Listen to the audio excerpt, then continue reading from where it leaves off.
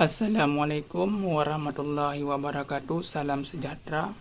Semoga taufik dan hidayahnya senantiasa tercurahkan untuk kita semua. Pada video ini saya sedikit menjelaskan Islam kafah, Islam secara sempurna. Wahai orang-orang yang beriman, masuklah kamu ke dalam Islam secara kafah, secara menyeluruh. Makna kafah ini secara menyeluruh. Jadi, masuklah kepada yang sebenar-benar Islam, yaitu ad-din itu sendiri. Bermakna, masuklah kepada nurani, Islam nurani, Islam rasa. Jangan berdiri pada Islam akal, Islam logika. Karena apa? Kalau berdiri pada Islam akal, ini dia Islam akan lahir partai, akan lahir golongan, akan lahir kelompok. Karena akal inilah yang menciptakan partai, akal inilah yang menciptakan golongan. Maka dahulu Nabi dan Rasul tidak pernah membuat partai, tidak pernah membuat kelompok. Jadi yang membuat kelompok ini adalah pengikut. Maka kita mesti kembali kepada rasa, kepada jiwa yang murni. Karena jiwa yang murni ini dia tidak ada kelompok, tidak ada partai. Karena ad-din rasa. Rasamu adalah rasaku.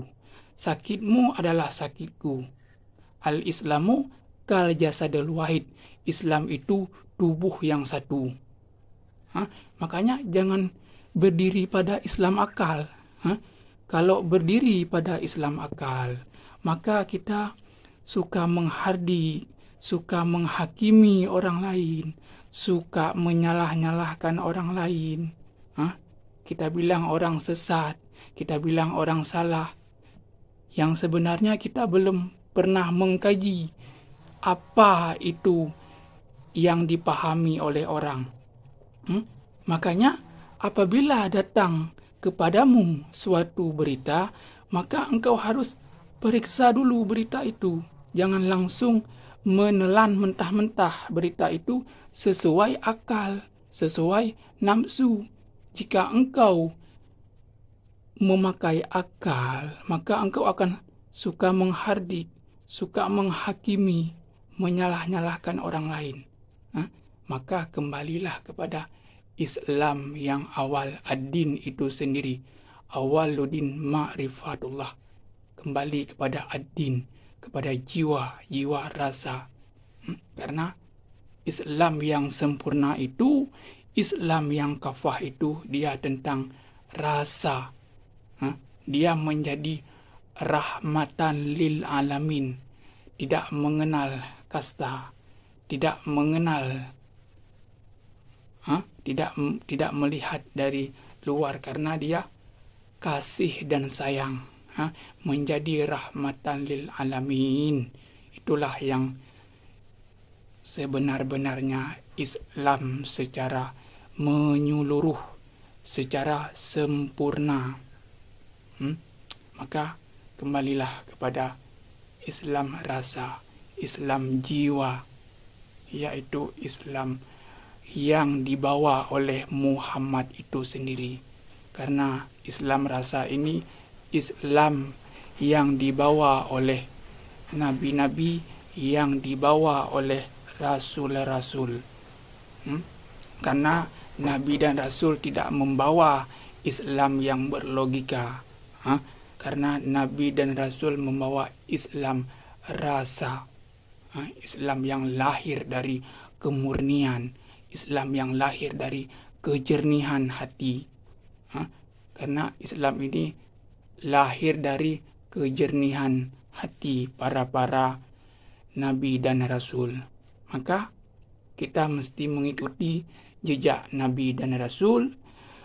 Islamlah pakaian kita untuk melahirkan sifat-sifat keelokan, menjadi rahmatan lil alamin, menjadi kasih sayang tanpa kebencian, tidak mengenal kasta, tidak mengenal kelompok dan golongan, karena dia Islam ini universal.